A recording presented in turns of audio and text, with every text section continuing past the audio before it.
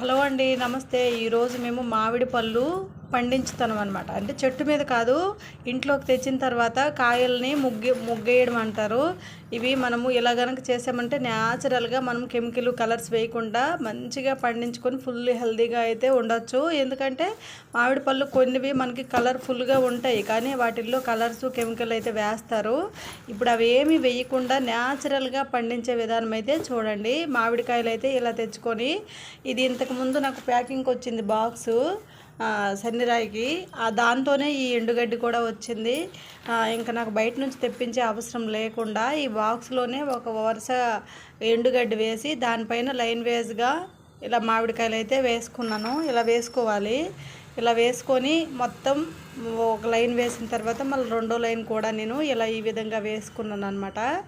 ఇలా కనుక చేస్తే న్యాచురల్గా మంచిగా మళ్ళీ టేస్ట్ కూడా చాలా టేస్ట్ ఉంటాయండి. ఒకసారి ట్రై చేయండి. ఒకవేళ గడ్డి లేకున్నా కానీ ఎక్కడి నుంచైనా తెచ్చి ఈ విధంగా, ఇప్పుడు మామిడి పళ్ళ సీజన్ కాబట్టి మనం కెమికల్ కలర్స్ వేయకుండా ఇలాగ న్యాచురల్గా మనం పండించుకుంటే టేస్టీగా ఉంటాయి, హెల్దీ కూడా. కెమికల్ మన కడుపులోకి అయితే వెళ్ళదు. ఇప్పుడు దానిపైన కూడా కొంచెం గడ్డి వేసుకొని క్లోజ్ చేసేసుకోవాలి. నాకు మంచి టైంకి అయితే వచ్చింది బాక్సును.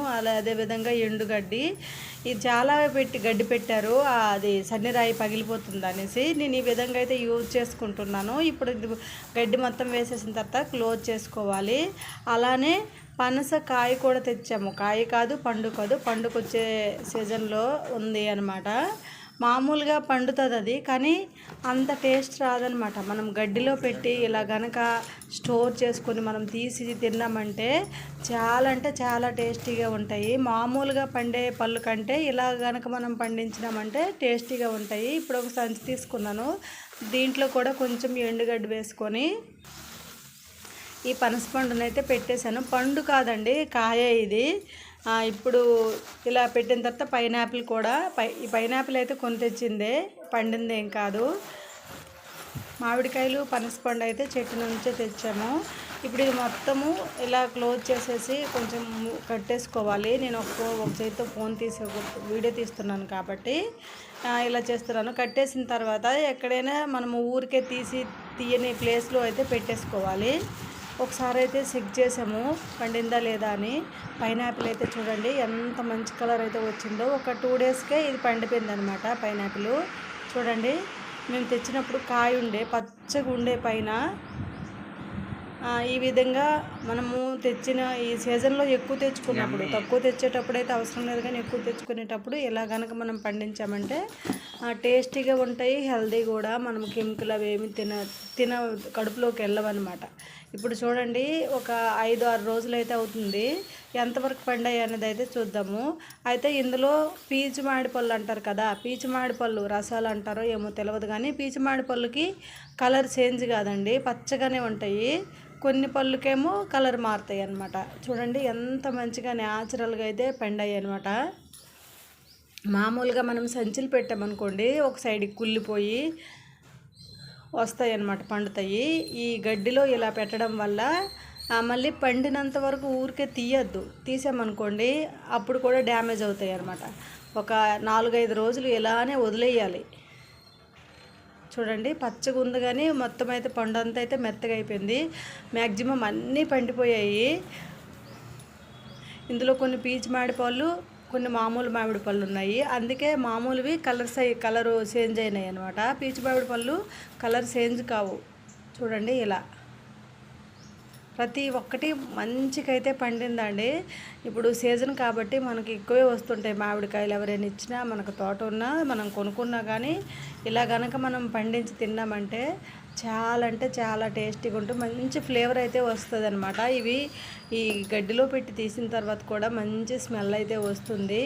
మనకు కూడా చాలా సరదా అనిపిస్తుంది ఇలా గడ్డిలో పెట్టి పండించి తినాలనుకుంటే.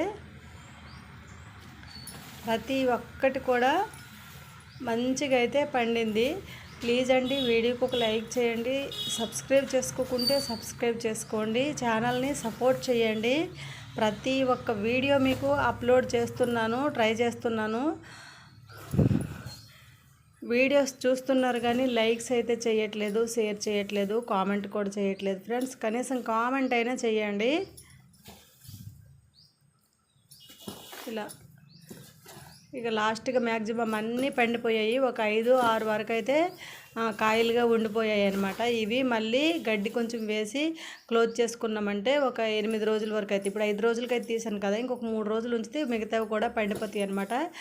గమనించారా, ఒక్కటైనా కుళ్ళిపోలేదనమాట. ఎందుకంటే మనం సంచిలేసి ఎత్తి దించుతుంటే కుళ్ళిపోతాయి.